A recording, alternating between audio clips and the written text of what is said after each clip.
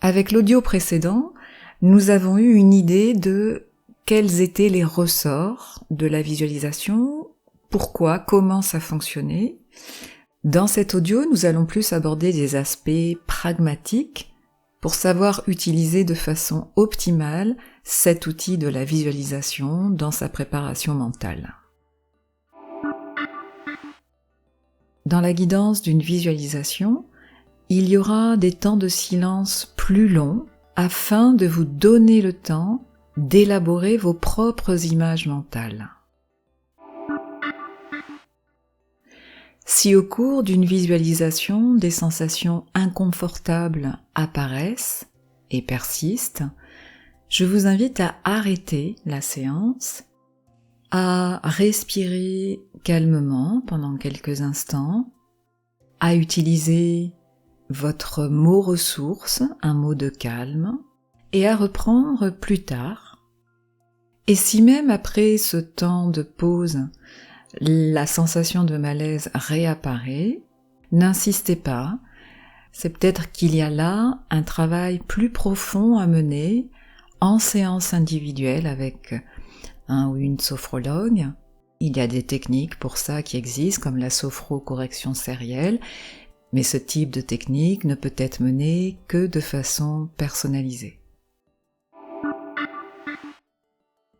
Les visualisations vont vous amener à vous voir, à vous vivre de manière vraiment optimale, en pleine possession de vos moyens, vous adaptant aux situations de manière idéale, dans une dynamique de réussite, de succès. N'ayez pas peur d'en rajouter. Notre cerveau est câblé pour nous faire voir plutôt le verre à moitié vide qu'à moitié plein, pour penser toujours au pire, pour donner plus d'importance à ce qui va mal qu'à ce qui va bien. Tous ces mécanismes sont des biais négatifs, des mécanismes cérébraux qui ont permis à l'homme, tout au long de l'évolution de l'espèce, de survivre, de faire face aux dangers de son environnement. Et même si on n'a pas trop l'habitude d'imaginer le meilleur, donnez-vous la possibilité, pendant ces rêves éveillés, de vous voir, de vous vivre, de vivre les événements de façon vraiment optimale. Les visualisations de préparation mentale seront très souvent accompagnées de la réactivation du geste signal. Aussi, je vous invite à commencer par cette séance qui consiste à installer votre geste d'ancrage. Et ainsi, vous allez expérimenter comment ce réflexe conditionné va devenir un sésame, un outil très efficace dans votre préparation.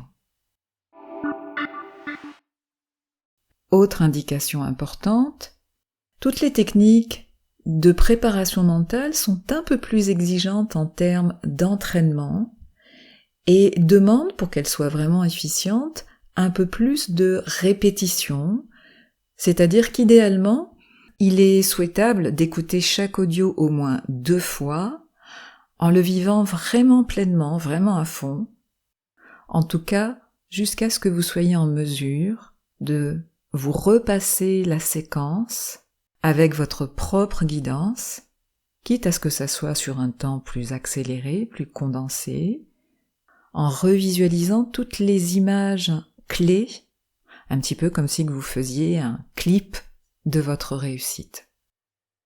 De sorte qu'au fil de ces répétitions, se décante une quintessence d'images mentales, de sensations, d'émotions qui vont engrammer le processus d'autoprogrammation.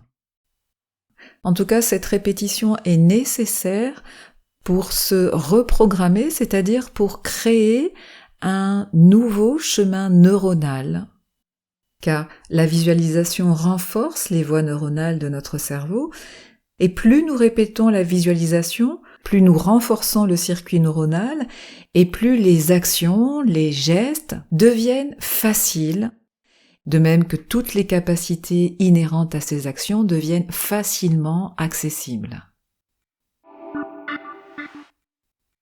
Un dernier point important, Visualiser ne consiste pas seulement en voir, projeter des images sur son écran mental. Il s'agit certes de voir avec le maximum de détails et de précision, mais il s'agit d'impliquer également tous nos sens, d'activer tout le ressenti sensoriel lié à la situation.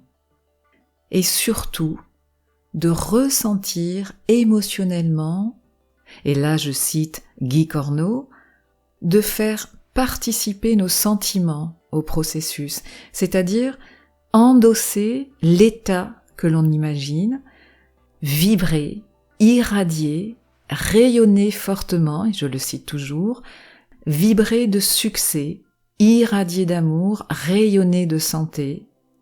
Voilà de quoi il s'agit lorsque l'on parle de visualisation. Ce sont les émotions qui, en vibrant fortement, produisent l'effet d'attraction. Autrement dit, l'effet d'autoréalisation de la situation visualisée. Donc visualiser, c'est voir, mais c'est aussi ressentir avec son corps, avec ses sens, et en s'imprégnant, en vibrant d'un état émotionnel. Et pour finir sur cette idée que visualiser, c'est voir, mais c'est aussi vibrer, ressentir de l'intérieur, je citerai cette phrase d'Albert Einstein qui dit « Aligne-toi à la fréquence de la réalité que tu souhaites, et cette réalité se manifestera. » Ce n'est pas de la philosophie, c'est de la physique. Alors je ne m'aventurerai pas à expliquer l'efficience des techniques de visualisation sur le plan quantique, mais sur le plan neurologique, tout le principe de la programmation mentale pourrait se résumer ainsi. Le simple fait de croire en ses capacités, de croire en notre réussite, améliore nos probabilités de succès.